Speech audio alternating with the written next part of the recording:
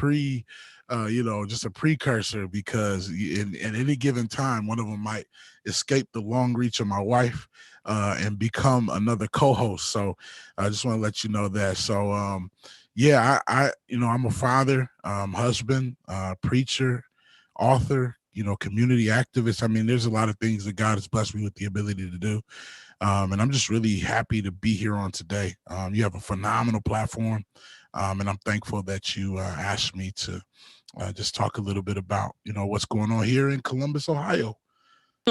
Listen, I appreciate you for that. You have, like I said, been on here fellowshipping with us and, offering your nuggets with various speakers. I've been on your community conversations, and I just appreciate that. I feel like, a lot of times individuals feel like only one person can assume a role, but it takes so many of us to have the conversations. It takes so many of us to be able to distribute information and knowledge where we're supposed to be. And so let's talk about community conversations for a little bit. I love it. I've been on it, been blessed to have an opportunity to talk with you on that. Loving what you're doing. Talk to our listeners a little bit about community conversations, what made you get that started, and some of the things and some of the people that you've had to enhance that conversation.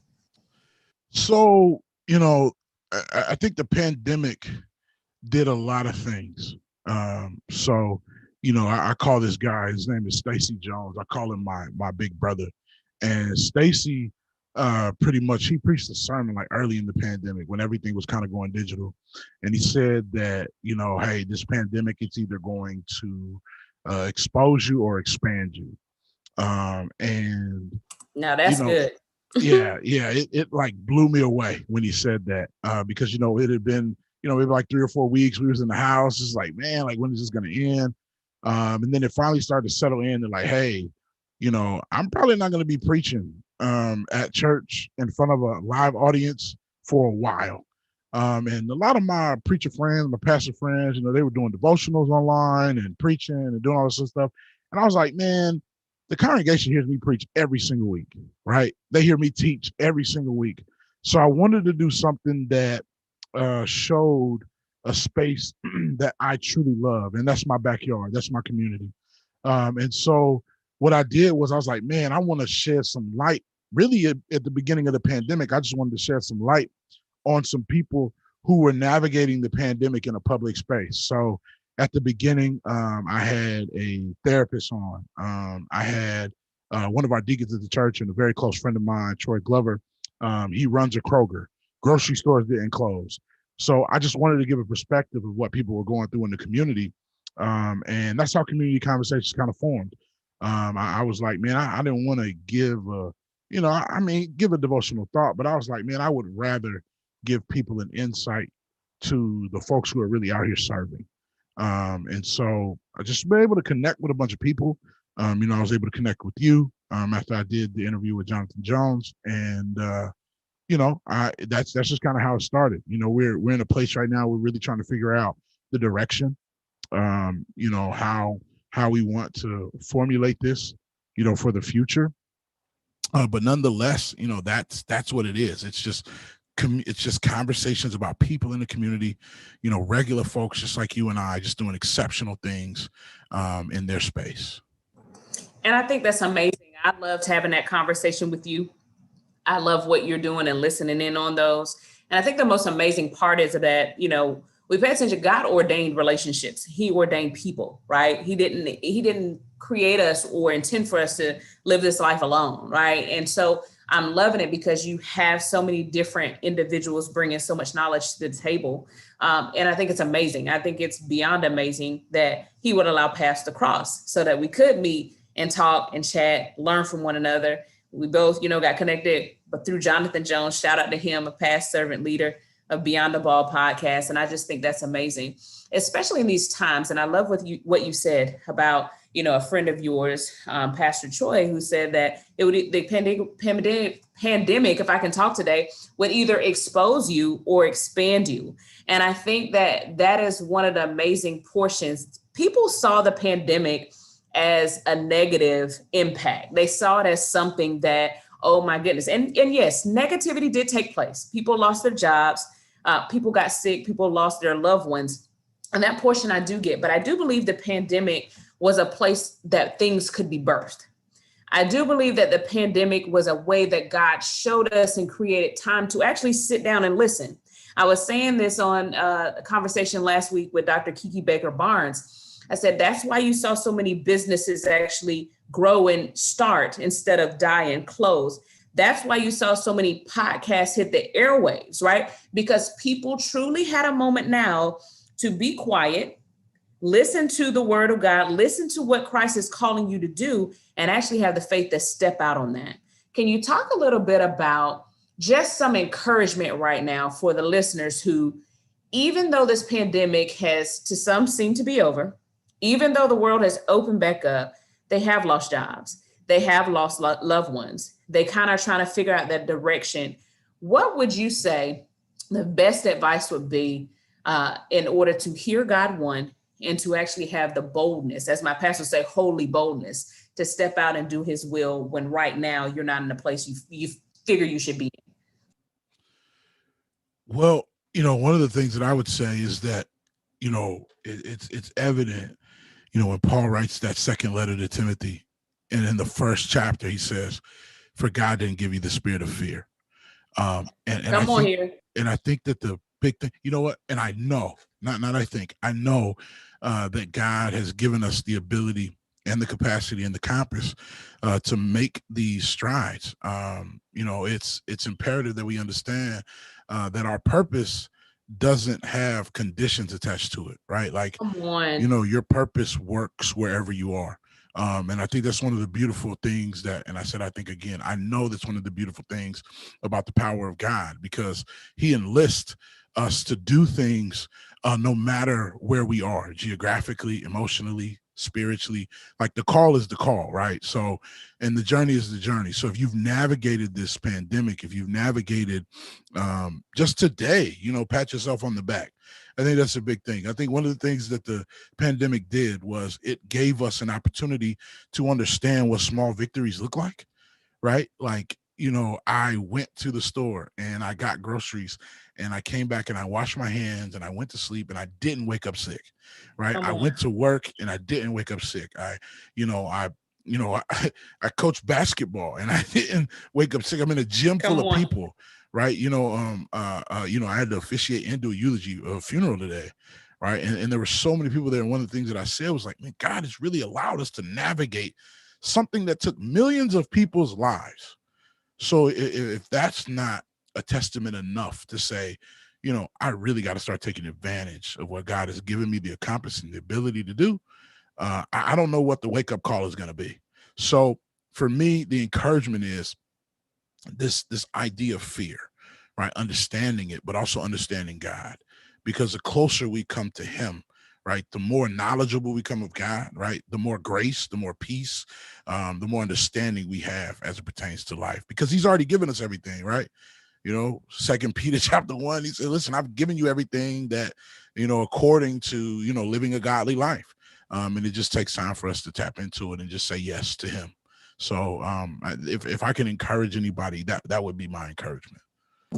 And I think it's golden. I think it's golden for so many reasons. One, because you tapped on the simple fact of small victories, right? And they're those small blessings that we fail to thank him for, right? We always wait for the grandioso gestures and the big breakthroughs that we're praying for, that we fail to realize they're actually huge blessings, but we take them for granted. I woke up this morning, somebody did not. I got another chance to get it right. That's a blessing. As you said, I went to the grocery store. I have money to do that. There's times and places where I'll ride and I'll see the little free pantry, help yourselves on the side of the road. People who have to do that. People are in shelters who can't do that. That's a blessing.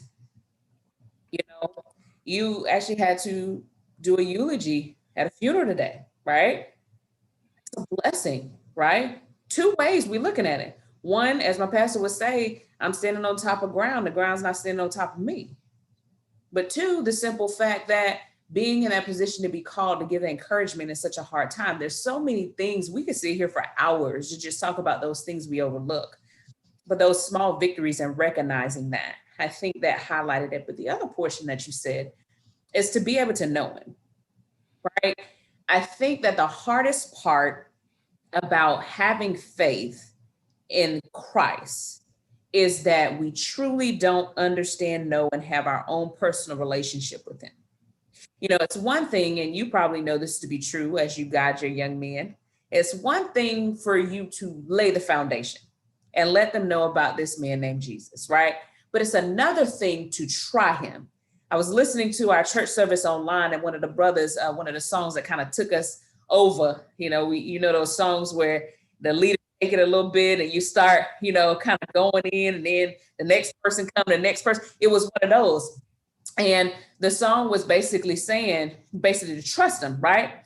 And so it's one thing to trust him, but it's another thing that you try him.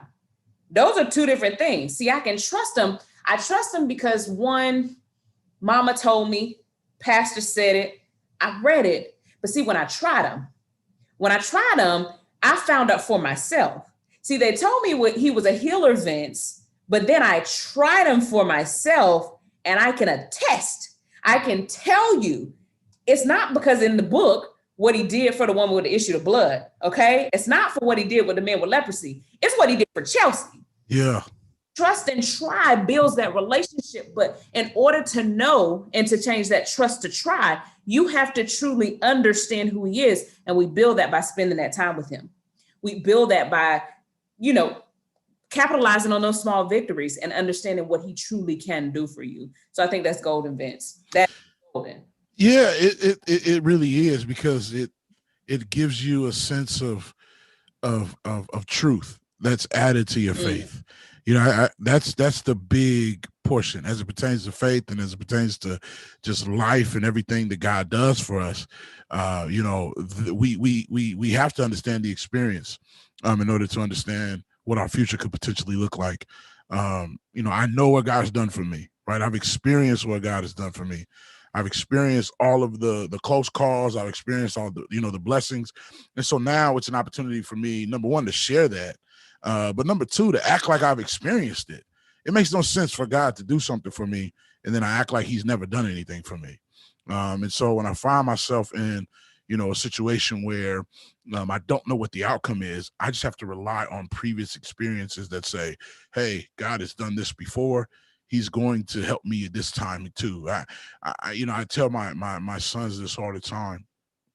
We serve an excellent God who expects excellence from us. Come on. And so I would not be a good father if I didn't expect excellence from you, and if you didn't expect excellence from me, right? Because it's one thing to have these expectations of our children, but I believe that our children should be able to have the same expectations of us. If I'm expecting them to be on time, if I'm expecting them to be forthright, then I need to be forthright with my children.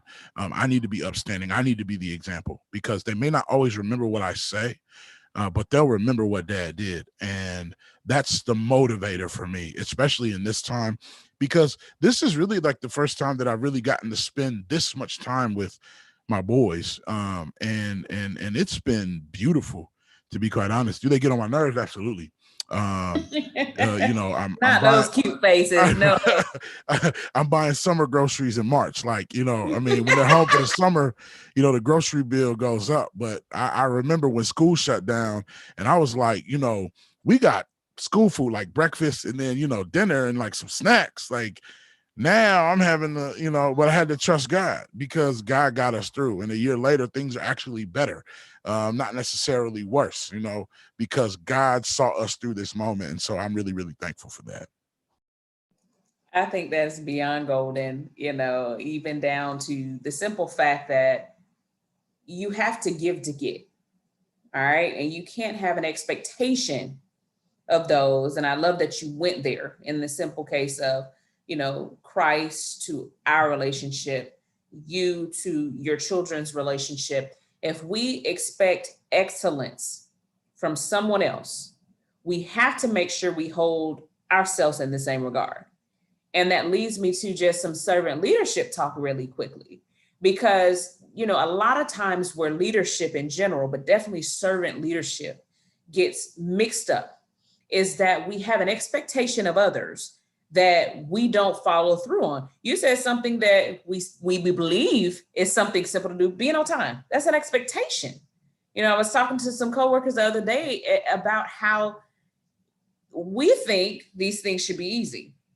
We think these things, it's 101, right? It's like professional development, leadership 101. But unfortunately, it's the hardest thing to do. But in leadership, I truly believe that it starts from what you said. We serve a God who is excellent, premier excellence. So therefore, the expectation is that if we are one, as the word says, the aroma of him, if we are in his likeness, we should exhibit that. So in our leadership, if we're exhibiting that, it makes it better. I know the best leaders that I follow and that lead me, I work harder when I see them working. I work harder when I see them in the trenches. Yeah. When I know that even when you make a mistake, one of my assistant principals at my school, he was supposed to do something for an event we were having. It didn't happen. I hit him up. He's like, let me take care. That was my bad. Nope, that wasn't you. You did your part. That was on me, but let me fix it. And I turned to my godmother and I said, I respect him because he didn't try to pass blame. He didn't try to hide blame. He simply said, that's my fault and I'll fix it. And those type of leaders who basically can show themselves, who can be transparent, that is the key in servant leadership. I think that's huge. Yeah, it's big. And honestly, accountability is it's something that's I don't believe is that you can quantify, especially as it pertains to being a leader, because we can pass the buck. You can do that, right? I mean, you're a coach, right? You can say, well, we didn't have all these turnovers, and if we would have did this, we would have did that. But at the end of the day, you're the coach. That's it, right? And so when it comes to turnovers, when it comes to discipline, that's a reflection of you. You see what I'm saying? And so this idea of that sweet smelling aroma, right? The reason why our conduct matters is because we are a reflection of what we deem ourselves to be. So if I say I'm a disciple, but I don't smell like one, then it makes no sense, right? So when you look at, being a servant leader, it's imperative that we encourage, that we also, sometimes we gotta, I gotta get busy with them. I gotta let them know, like, sometimes I gotta let my sons, I call it, hey, sometimes I gotta bring the heat. Like, I need you to understand, the power of expectations, because that's what we do, right? When we align ourselves with some sort of job designation, role, right, there's an expectation, and with all expectations there is accountability. So that's spot on. That's just spot on.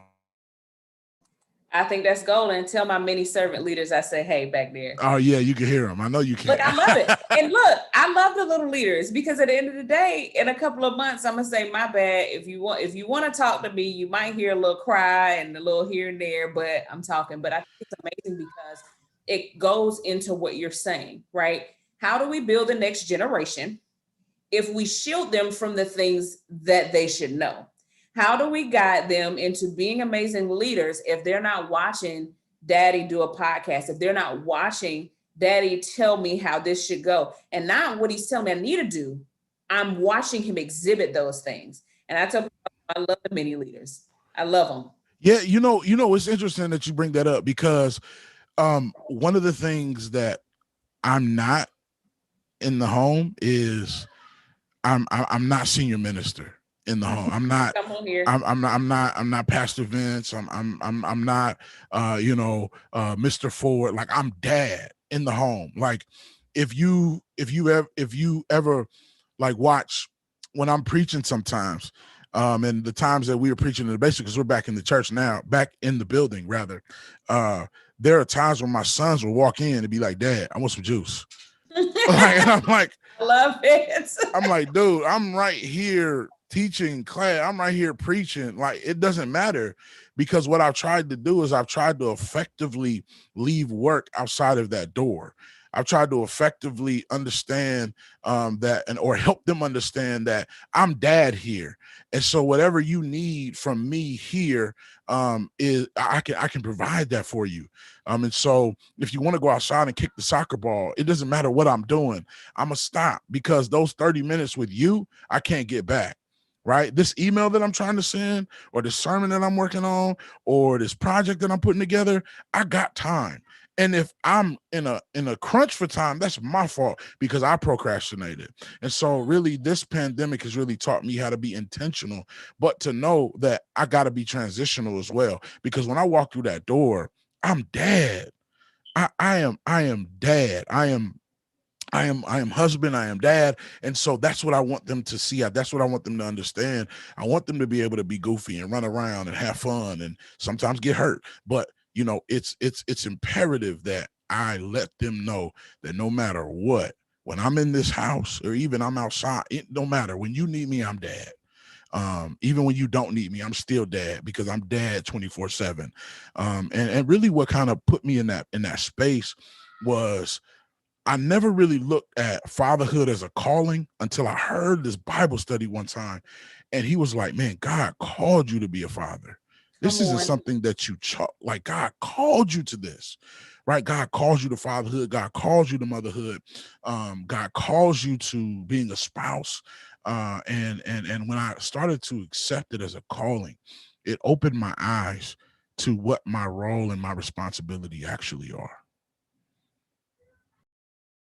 I say this all the time when y'all do this, but see, if we were actually, we're not back in the church just yet, in the building. Okay.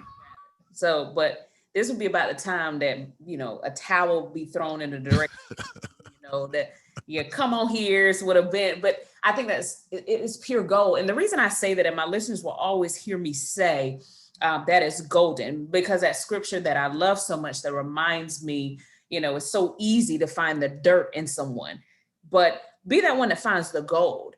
And when you have nuggets like that just come target and hit, it's golden, right? And there's two things that stuck out to me today. The first one, you reminded me so much of servant leaders, Coach James Wade, head coach of the Chicago Sky.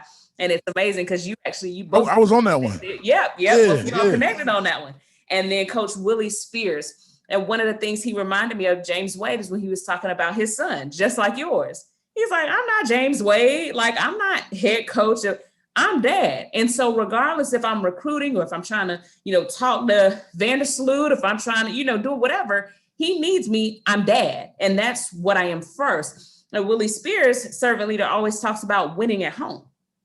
If I can be a coach, if I can be a leader, athlete, athletic director, whatever the case may be, whatever your title is, and I fail to handle the title that, as you said, God called me to be, which is dad, I'm not doing anything. I'm not winning. Who cares if I'm winning and have a winning record if I'm losing at home? And I think that's golden.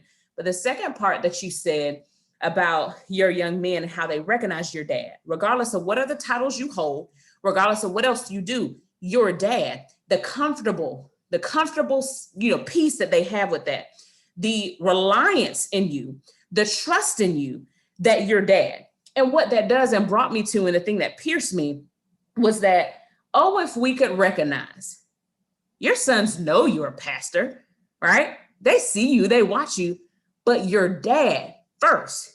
So the holiness of me, the anointing of me doesn't rub off or make me feel like I can't come to you because you're my dad. Just imagine if servant leaders and those who follow Christ could recognize that, yes, he is the all-knowing, the all-present, the most powerful being that can do all things, but he's our daddy.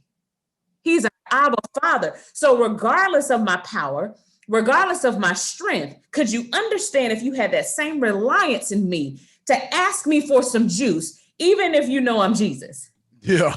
Have that same reliance to say, hey, look, I know you're saving the world. I know you're over there healing somebody, but I need you to this. And that hit me, that kind of set in my spirit that I love that comfortability that your sons have with you. But could you imagine if us as his children could have that same comfort and understanding? I'm your Abba Father. Yeah. And if you could recognize this, you can build that relationship. It doesn't matter how powerful I am. I have time. I have time today. I have time every day to be there for you. Isn't that the story of the Samaritan woman though? It sure is. Because he said, if you really knew who I was, come on, right? Like if you really understood who I was, right? Your approach, your request, your acknowledgement would be a lot different. We fail when we don't realize how powerful God is.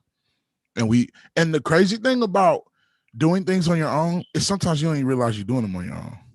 Yep. That's that's the rough part about doing things on your own, is because you're like, you become so independent. It's noteworthy, right? I mean, and my mom has raised us to be, independent. She's raised us to be resilient. She's raised us to be accountable. She's raised us to be strong Black men. She's raised us to be that way. But she's also raised us to take care of home, right? Because that's what we saw. We saw her take care of home. We saw her make sacrifices. And that's what really showed me the transcendence of faith. Because listen, I know a lot of people who claim to know who Jesus is, but I gotta say this, and every time I see my mom, I think about this. So growing up at the church we grew up at, very, very large church in Dallas, Texas. So they had an 8:00 worship and they had a 10:30 worship, right? And so she would always wake us up no matter what. Like, sometimes we'd be like, Mom, we just want to sleep in. She'd be like, nope, get up. So we would go to 8:00 worship, and it was 7:45 when the time changed. And so we would go to this 8:00 worship. She'd wake us up, get us dressed. I'm talking about, 4 sons, man. Like she'd wake us up. It was no joke, or, sometimes it was 5, 6, it didn't matter. Whoever was in the house, she was going to church.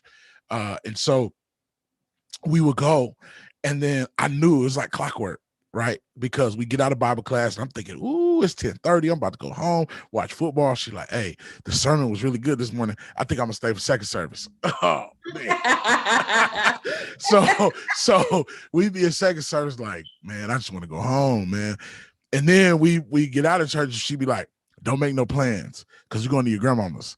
Well, if you know anything about grandma's church lasts long. Grandma don't get out of church till 2:00. You know what I'm saying? Exactly. So we was getting in the car, drive across town to West Dallas, and go to church with grandma, and then eat with grandma, and then come back to our side of town for evening worship. So Sundays was an all-day thing for us, but I'm thankful for it, because it was that type of faith. It was that type of resilience. Man, it was an Usher anniversary every week in my house. It was just ridiculous, right? All of them. Right. So, and I mean, don't let us be in Abilene. And my grandma went to an old school CME church, and you lucky if you got out of there by 3, 4 o'clock. So I grew up like that, and I understood church in that space, but I never resented it, because my mother pushed this idea that you have to work out your own soul salvation. Come on here. So for us, it was like, it got to a point to where it wasn't just that we were going because mom said go. It was more so we were going because we understood the magnitude of what it meant to serve. And we just didn't go to church to sit. My mom was the type of mom that, like, you was going to work in service. You was going to help people out. You was going to put your best foot forward, because she taught us what it meant to serve. And that's kind of how I ended up where I am right now, is because of the things that she taught us. And my father on the other end is like, hard work. You got to work hard. Never stop working hard. If you're going to do something, put in maximum effort. So that's where that comes from. I think it's, I'm sitting here laughing. I think it's amazing. I think we all, especially if you went to church with grandma, right? That's why I was laughing. I was like, the Usher anniversary, the 100 men and women in black and white, you're going to be there, right? It is what it is. And no, you're not going to just sit there. You said it best. You're not going to sit, you're going to serve. But how amazing those teachings when we were younger, what they do now. I was talking to somebody the other day, and I said, it's not about keeping things to be the same, because things evolve. But what tradition did, right, is that it allowed for you to be able to transfer what was taught then to now. You said it best. Now, granted, you were talking about the service. We're not going to sit, we're going to serve. But can you watch how that transferred into your life now? Oh, yeah. Yeah, because, I just feel like I've been built to serve. I really don't know anything else. It's funny because my son is playing soccer. Okay. He's 7 and he's playing soccer. And I just wanted to help. Like, I told the league president, I was like, hey, I just want to help. I sent him an email, wherever you need me to help. If it's with snacks, you need me to buy water, whatever you need. There's a kid don't have cleats, let me know, right? Because I knew what it was like to grow up in a home where, we didn't have much. So, if it wasn't for the village, you know what I'm saying? Hey, I got some shoulder pads for Vince, or, hey, I got some, I got these soccer balls, Marshawn, come get them, or I got this instrument, whatever it was. If it wasn't for the community, then we wouldn't have been able to do half of the things that we were able to do. And so then he sends me an email. He's like, hey, I'm short on coaches, so would you mind coaching your son's team? And so, just being out there with those kids, it's like you can't help but serve, right? You can't help but, want to look after kids. Like, I'm the neighborhood like dad, like the kids be in my yard. They got parents, they got toys, and they got a yard. But, I'm going to sit out there. I'm going to watch my sons, because I want to make sure that they're not getting into anything they don't need to get into. But that's service, Mm-hmm. because every kid on the block don't have a dad. Every kid on the block doesn't have, somebody that they can lean on and say, hey, I need this, I need that. I need to talk to you about that. And so I believe the way that I was raised, the way that my mother and father raised us, me and my brothers, it's imperative that, whatever space we're in, we find ourselves in the ability to serve. I mean, what can I say, Vince? I mean, it's almost like you take my words, you take the mission of this podcast, and it's like, yeah, I'm gonna let you host. We're gonna let you be a guest host one week, maybe Uh, on you you maternity you leave. got it. You do such a fantastic job. I mean, you bless a lot of people. I appreciate that. Um, I mean, I'm it's just like, I mean, I feel like I'm watching, just a Hall of Famer at work. It's like when I think they can't do anything more, or, I think they can't get, any greater of a guess, I look up and I'm like, dang, Don't you do no, it. no, listen, I be looking at the lineup, I be like, yo, like, does she sleep? You know what I'm saying? Like, what does she eat? You know what I'm saying? Like, what, what is going on here? And I'm thankful for what you do, because this is a space that we need. We need this space. I mean, sports of any kind Mm-hmm. are aggressive. They're, Mm-hmm. they're competitive. Mm-hmm. There's all of these things that are going on as it pertains to sports, and we got to see this side of it, because I Mm-hmm. think this side is the side that people come into it with. They For say, sure. oh yeah, this is what I want to do, this is who I want to be, and then our view gets warped. I mean, it's just like ministry. Man, I Yeah. went into ministry because I love the community. Yeah. I love being in the community. I love being around folks, and I love serving people. And if you're hungry, let me get you something to eat. If you're thirsty, let me visit the folks that's in prison. Let me do all of these things. Come Let me on. go fight for my people in the mayor's office. And so, but when you get into these spaces and you see the politics, and you see the funny Mm-hmm. acting, and you see the behind the back stuff, Yeah. then you're like, man, should I really be here? But For it's sure. it's it's platforms like this that give us the ability to keep going, especially in spaces like coaching, teaching, things that require more service than they have money to hand out. So, Come on. so if I could just say, you know, the importance of this, it's important, and I believe that we are seeing the outpouring of that, just based on all the lives that you've been able to touch through this platform. Listen, I appreciate that. I'm so humbled by that. I think more than anything, you know how we often receive the call from God to do his work. And oftentimes it goes back to the relationship piece. You wonder, is it me or is it you? Right. And so then one thing I love, and KB Hush, I love Christine Kane, right? I say that because I know she's smiling. I love Christine Kane. I mention her all the time. But one of the things she always says, which makes sense, she says, impossible is where God starts, not where he ends, right? Not the resolute. Impossible is where he starts. Miracles or what God does. You know, people say that's just what I do. Well, when it comes to Christ, that's what I do. I do miracles. And I say that because when it comes down to items like this platform, or anybody listening, or anybody right now in this moment, in this space, where Christ calls you to do a work, you don't see it coming, right? You don't understand it fully, especially at first, right? It's been a year and a couple of months now, but a year ago, it was like, you want me to do what? Right? And so it's so amazing because I appreciate all that you say, but I'm still in that, what I would call that spiritual fog, where you recognize it's Christ, right? So much so that you can't get ahead of it. So much so that you can't put your hand on it. You just sit there and allow that fog of where he wants you to go lead you there.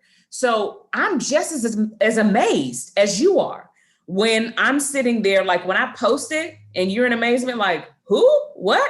I'm just as amazed when I'm creating the flyer. I'm just as amazed when I ask and it's not a runaround. It's like, yeah, no problem. I would love to. This is different, right?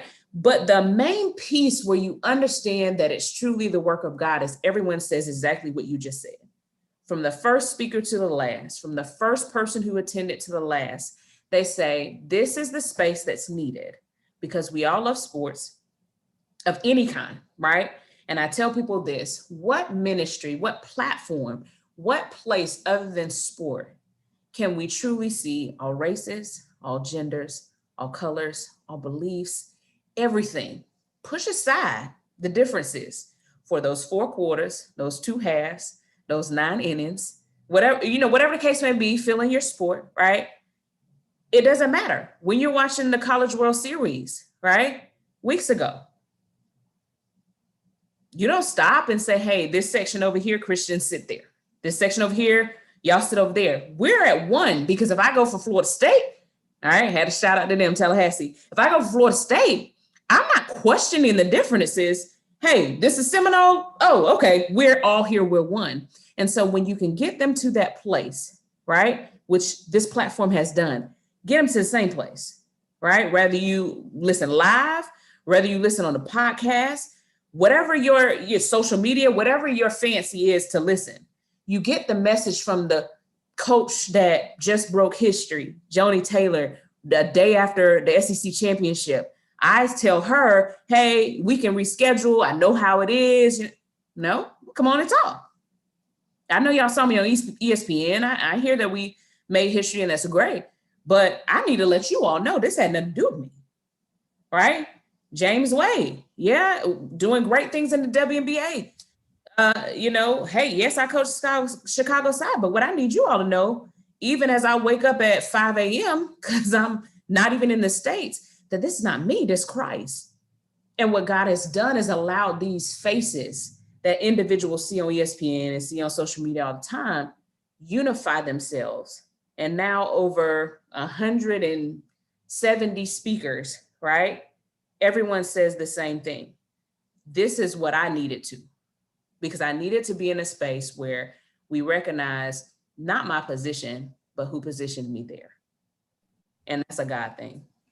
Wow. I mean, and that's how you know it's God led, it's God breathed.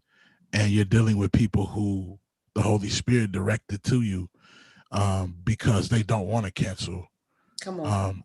I mean, that's early in community conversations. One of my friends, she works at the courthouse, and she said, hey, one of the judges saw community conversations and wants to be on the show. I was like, what? Yeah, right. One of the judges, okay, well, give me your email. And then it was like, oh, yeah, and then she wants another judge to come on too. They both want to come on. And I was like, all right, and it's those moments in which you're like, well, what am I going to say? How am I going to approach this? I mean, we deem individuals to be at this pinnacle of success in which we're like, wow. But truth be told, it's needed because it gives everyone an opportunity to say, we all serve the same God. And Chelsea, I tell you, man, hey, basketball kept the lights on at my house. Wow. My mom, when she transitioned to being a single mother, she needed a job that she could work where she could take her boys with her. And so she started refereeing basketball. My mother did not know anything about basketball. And it was really, really kind of embarrassing when I first saw her start to referee. And I was just like, oh man, this is hurtful, because you know how parents are. Parents can be cruel and ruthless, Yes, they and so, can. here I am, 12 years old in the stands, like, man, I'll fight you grown people. Y'all keep talking about my mom. Don't talk about my mama, Right, right? right. But now, I'm talking to her on the phone, and she's like, yeah, I got this college camp I'm about to go to. I'm refereeing, JUCO ball, or for me being in college and going to a basketball game and watching my mama walk in to ref the game. You know what I'm saying? Like, it's just like, wow. You know what I mean? And so for me, like I said, like that idea of service, and that those different facets, like you said, everybody has a same goal in mind, that we look at it as, it doesn't matter what you are, who you believe in, where you're from, we all have the same goal. And that's essentially what the church should look like when we come together on Sunday mornings, right? Where I work, my education level, my race, none of that should matter. I should be able to just come in here Come on. and give to God everything I have, because we got the same goal, don't we? We all want to go to heaven, right? We all want to live forever with Jesus, but we let self get in the way. We let idols get in the way. We let foolishness get in the way. And then what ends up happening is we derail, and we don't get to where we need to get to, because we forget the mission, we forget the vision. And as long as that stays the same, right, God is pleased. But when we start to add our own ingredient to his mission, we miss the boat big time, big time. So yeah, that that sticks with me a lot when you think about sports, when you think about how people come together from different backgrounds for a similar goal, regardless of where they come from. I love it. And don't we try to change the recipe all the time? We love to dabble. Like I love to cook, right? But I don't need us trying to change God's recipe, okay? It Mm, is what it is. It's like your grandma cookbook. You don't go in there trying to add something. No, follow the recipe, right? Do exactly what I ask to get the product, right? And I love that. I think that's amazing. And I begin to think often about a recipe. I begin to think about what God has called us to do. And I begin to think about, you know, this servant leader piece, right? Faith based leaders in all facets, right? A lot of times we say so many people fail at that. A lot of times we say that people don't do it correctly. We use the term, I'm a servant leader, but the truest definition of those are missed. Hence why this platform has been so amazing. We complain about individuals not knowing, but who really took the time to explain it? Who directed them in the path of the truest and first and real servant leader, right? Who took the time to do that. And so I tell people all the time, you're going to always catch a bag in my trunk. I don't care. Even now, I can't hoop, but you're going to have a bag in my trunk. And so you're going to see some sneakers, you're going to see a ball, you're going to see all those things, a ball and shorts. And so no one's going to have to tell you, right? If you don't know me from a can of paint, no one has to tell you that, hey, this woman must play ball or have some connection to basketball because I'm looking at this bag. If I see a bag with a bat, right, and a baseball or softball, no one has to tell you what sport this person is probably, in depth in dealing with, right? When we talk about servant leaders, and I had a toolbox or a bag in my trunk, right? Would we know if you looked at my bag, and this is servant leader bag, would you know if you opened it, those intangibles that find themselves in there? Would you say, oh, she's a servant leader? So it goes back to even when we said that we should be the aroma of Christ, right? Are you smelling like Coco Chanel? Are you smelling like, right? Are we smelling how we should want to? That does your fragrance that you leave behind, right, make people say, what's that? Somebody walked in the store that day. I said, well, what are you wearing? Because I love fragrances and I hadn't smelled that one, but it drew my attention. So when we talk about servant leaders arsenal, we talk about the true attributes of servant leaders. What do you feel some of those things are that as servant leaders, we should be demonstrating in our facets of our lives? ooh. That's a really, really good question. The first word that comes to mind, I believe that a servant leader in a servant leader's bag, you need some peacemaking tools.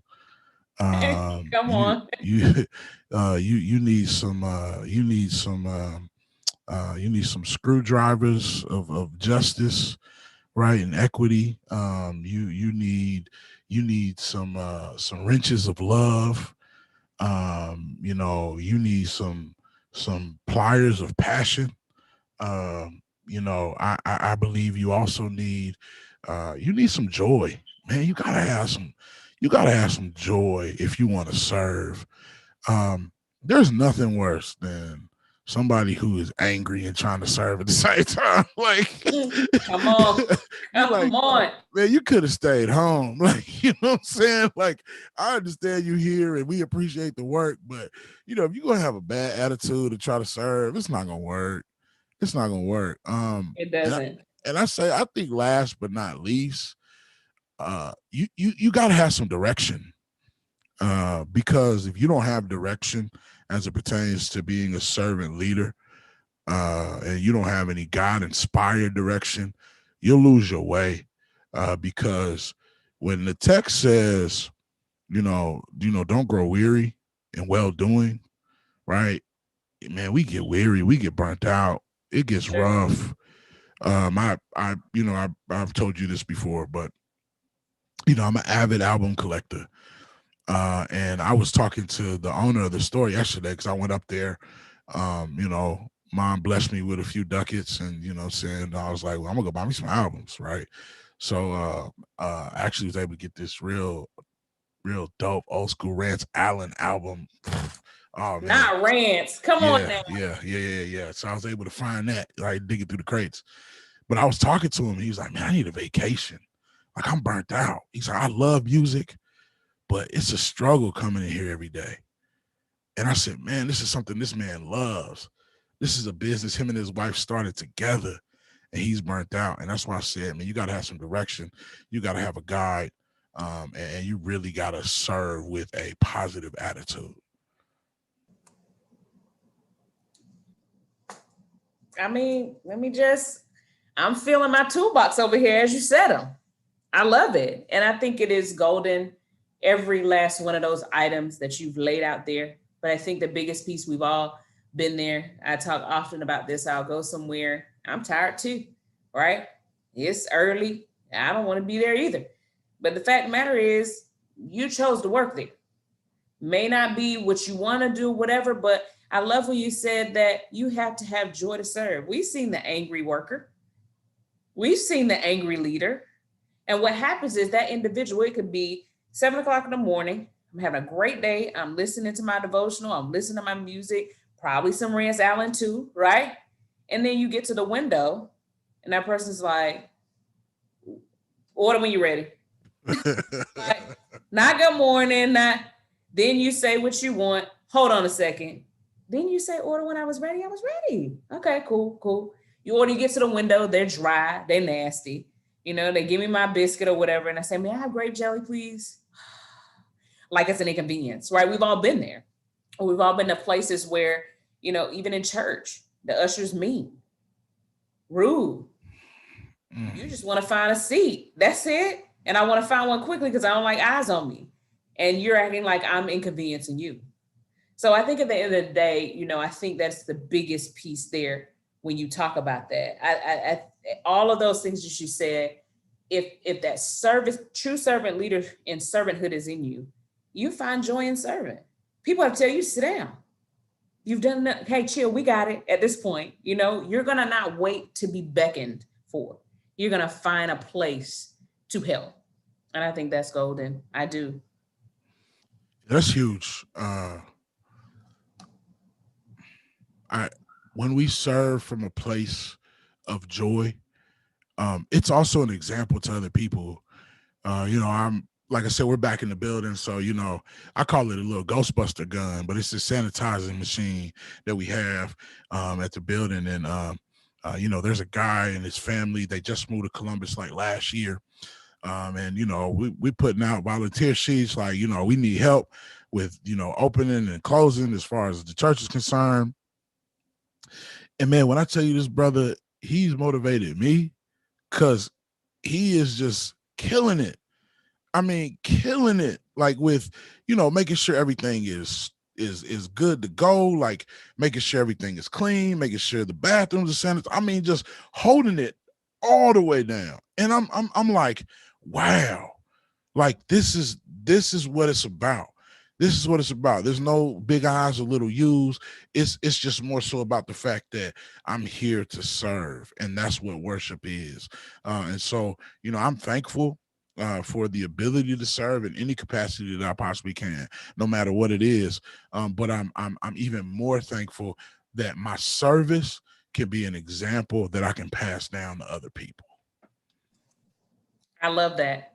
I'm thankful that my service can be an example that I can pass down to people. I'm just thinking in my head that song, just like, may the work I've done speak for me. That, and that draws me to, definitely something I want to get to before we get off today. You have an amazing book, right? That is called The Leader That Society Didn't Choose. The title alone should make you grab the book. Y'all, if you're listening, I'm letting you know right now, he'll tell you where to grab it later. But the title alone should make you, it did to me. I was like, oh, snap. I got to see what this is about. Talk to us a little bit about what made you write that book, and tell our listeners a bit. Don't give it away now because we want them to go get it. But just tell our listeners a little bit about what drove you to write that book. I've always wanted to be an author. My mom used to take us to Half Price Bookstore when we were kids, and she would just let us pick any book we wanted, as long as it was in, her price range, right? But Half Price Bookstore, you get a book for 45 cents, right? So, yeah. She would make us read those books and then write her a report on those books. And so I gained this affinity for reading, and gained this affinity for telling stories. And it's really where my love for hip hop and my love for Jesus kind of meet, right? I tell people, like, it's really music for your eyes. And I even list the chapters and track lists. But really what helped me write it was I didn't want younger preachers and younger leaders, younger ministry leaders, to go through what I went through without having a game plan of having the resilience to get out of it, right? And when I say get out of it, not getting out of trouble per se, but just getting out of that funk, getting out of that depressed state.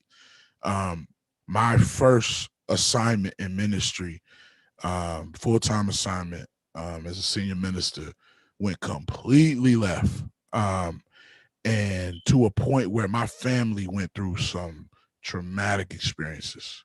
I'm talking about, no car, home gone, like it was rough. And one of my big brothers, he said, man, you need to write a book. And I was like, okay, whatever. And so I was in Target one day, and there was this journal, and it's called Thoughts Become Things. And I started writing, and I just started writing. And I came up with that title because I kind of positioned ministry to be this idea of what David went through, because David wasn't picked. And when you playing pickup basketball at the rec, or you playing flag football at recess, or whatever it may be, nobody wants to be picked last, and nobody wants to be that person that has the call next, because nobody really want to play with him, right? And so when you think about who David was out there in the pasture. He was out there being a shepherd, right? He was doing his thing as a shepherd. And here his father is, who's presented everybody, Eliab, all his other brothers. And Samuel said, nah, these aren't it. You have one more. And so his father was like, oh, David, right? And so that's the one that he anointed. That's the one he picked. That's the one the society wasn't looking at. Come on. And so that's what the motivation was behind the book, was because there's so many times as adults, we pick stuff for kids that they don't even want to be a part of. I can't tell you how many times I've seen people, whether it's in sports or in ministry, and they're like, I never really wanted to do this, but, it was kind of just forced upon me. And I wanted people to understand that God chooses you. People don't choose you. And that's really what the book is about. And I just kind of give some insight on, what it means to be a leader, what happens after your assignment changes. And you know this, especially being a coach and a collegiate athlete. Sometimes a kid will come to you and has a wealth of experience playing the three, right? I mean, they've been playing the wing since the wing was the wing, right? And then they come to you and you being the coach and you say, you know what? I really think you be a better 4 than a 3. So they wrestle with it. They upset about it because they don't trust, your acumen. They don't trust your expertise until they get settled in that position and they realize, wait a minute, this is where I'm supposed to be. And that's the same thing with David. David, he defeated Goliath because he didn't want his people to be oppressed. It had nothing to do with the fact that he was anointed king. He was just like, well, is there not cause? And that's what he told his brother. Is there not cause? So you want to be a slave. Like, that's basically what you're saying. And so basically that the book, The Leader That Society Did Not Choose, is how to lead even when society doesn't pick you, how to lead when your parents don't pick you, how to lead when you've made a mistake so that the people in our Christian community say you're not worthy of being in a leadership position. That's why I wrote that book. And so writing that book and how it just all came together. One of my longtime friends that our parents actually went to college together. Our mothers were pregnant at the same time. He wrote my foreword, and he, like, around the time my book was releasing, he had just got hired as a principal at the high school that he's at. And I'm not for sure. I mean, I grew up around this area, and I don't think this school district has ever had a Black principal at this high school. I mean, so, society didn't pick him either.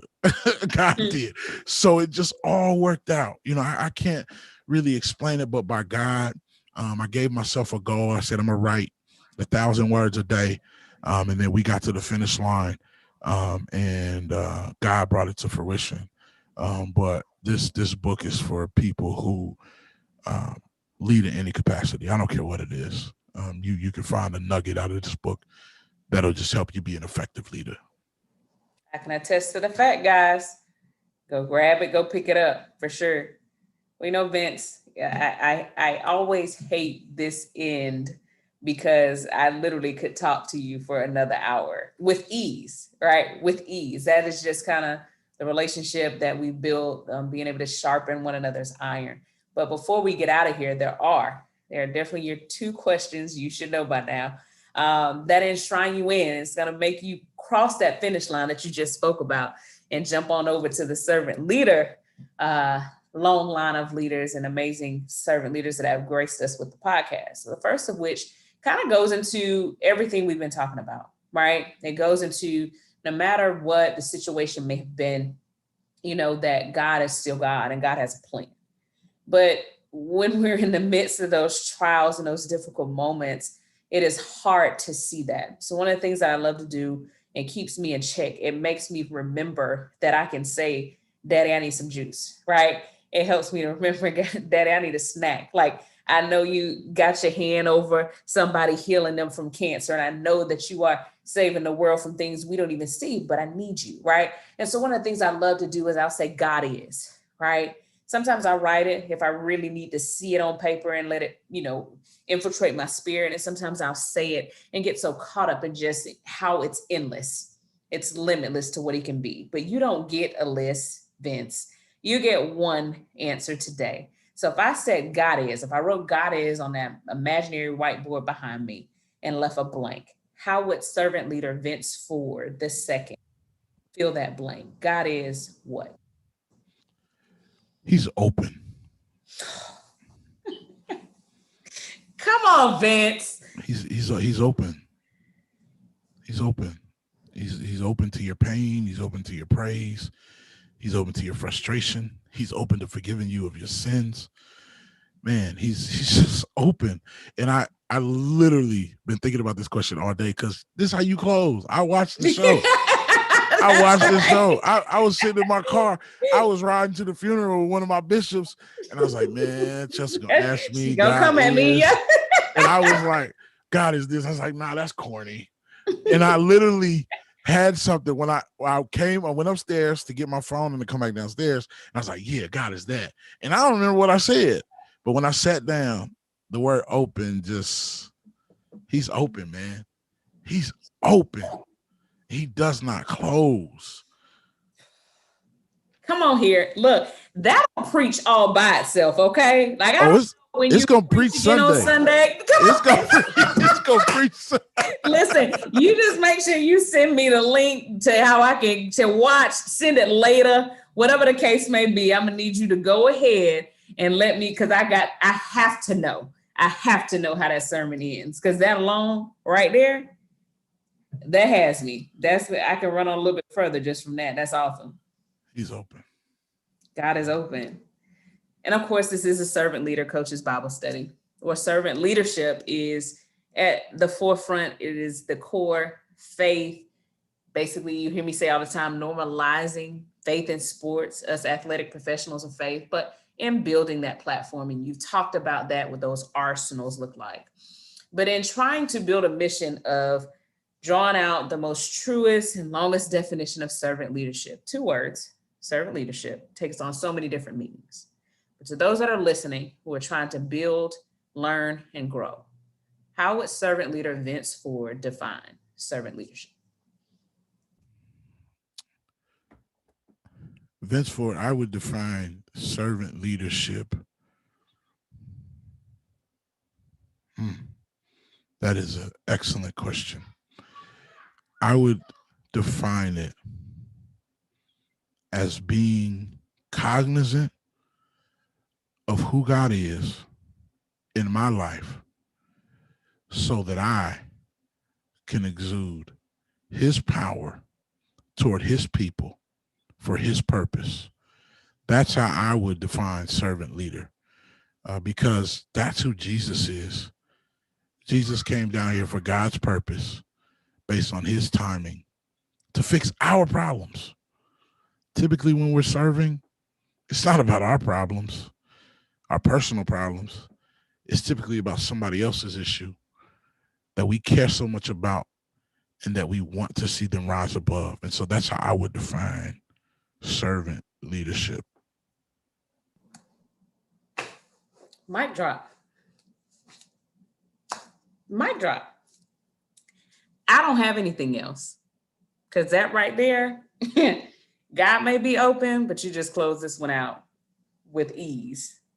I appreciate you, Vince. I really do. Just not only for today, but just, the bond that we're creating, not created, creating, constantly sharpening one another's iron, being there to uplift the kingdom and push and move the agenda forward. I appreciate the man that you are, just watching the husband and father that you are. I appreciate that. It truly does. They say you don't always know who's watching. I'm watching. People are watching. And I appreciate you, my brother, for real, for just the person that you are and the servant that God has called you to be, and doing it with joy. I appreciate you. Thank you so much for having me on. It was a pleasure to be on this side of the microphone. Still getting to do what I love. I love to talk, but just thank you for considering me. I really appreciate it. And it's humbling to be considered. And it's humbling to be a part of this process. But I'm very thankful. And I look forward to what's next for you. Because I really believe that this is a movement that is going to change the culture of sports. I truly, truly believe that. I appreciate that. Before we go, do you mind closing us out with a prayer? Oh, yes, ma'am. Definitely. Let us pray. Heavenly Father, we thank you so much for just giving us the ability to come together. We thank you for your servant, dear God. We thank you for Chelsea. We thank you for all the lives she's touched. We thank you for all the things that she's been able to do. We thank you for all the conversations that she's had, dear God. We thank you for allowing her to just touch the lives of not only students, but student athletes, dear God. Not only just coaches, but coaches that just love you, dear God. We're thankful for the culture that she's building. We're thankful for the fact that you've allowed us this opportunity, this hour, to just talk. Just talk about how you've motivated us, dear God. We're asking that you keep us motivated. We're asking that you allow us not to grow weary. Give us strength. Give us the ability to go forth and do great things, Heavenly Father. And in Jesus' name, amen. Amen. Amen. before we get you out of here, can you let everyone know where to catch community conversations and where to cop the leader that society did not choose? Absolutely. I'll start with the latter. So the leader that society did not choose, you can find that on Amazon. You can find that on barnesandnoble.com. You can reach out to me on Instagram at VinceFord86. That's VINCEFORD 86. And you can reach out to me there and find that as well. Community Conversations is also streamed live on Facebook. You can check out a lot of our past interviews. And then also on Monday nights on Instagram, me and a buddy of mine, Alvin Eddington, we get together and we go live at 9 p.m. Eastern, 6 p.m. Pacific. And we talk about all things community, all things fatherhood, and just all things that we care about. So that's where you can find me. And again, go buy the book. I believe it'll be worth your time.